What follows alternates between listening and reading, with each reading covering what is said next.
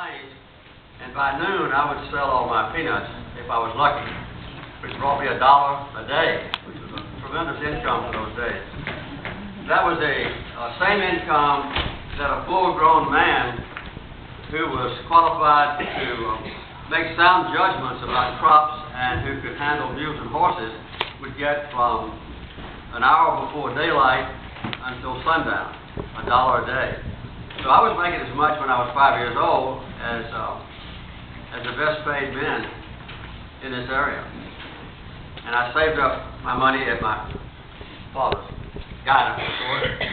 And then one year, I think in 1936, cotton got to 5 cents a pound, the lowest price it's ever been in the world.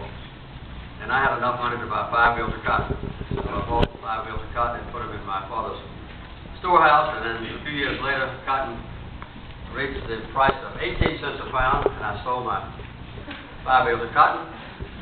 And the undertaker in Plains died that year, Mr. Rothstein, and he had 5 houses, and I bought 5 houses for my money. And from then until I went to the Navy, I collected rent every month. For 5 houses, I got $18.50 a month. 2 houses, $2 a month. 1 house, $2.50 a month, and 2 houses, $5 a month. When I could find the people who lived in my house. It was very difficult. And then when I went off to the Naval Academy, my daddy collected rent for about 2 months, and then he gave up and sold all the houses. So that was my beginning in peanuts. But when I came home from the Navy in 1953, after my father's death, I was a peanut farmer, and I grew and produced certified seed peanuts, peanuts used to plant the next year's crop. And I had a processing plant, and I contracted with other farmers to grow peanuts for me to sell for seed, and that was my career, basically, until I went off to be governor and president.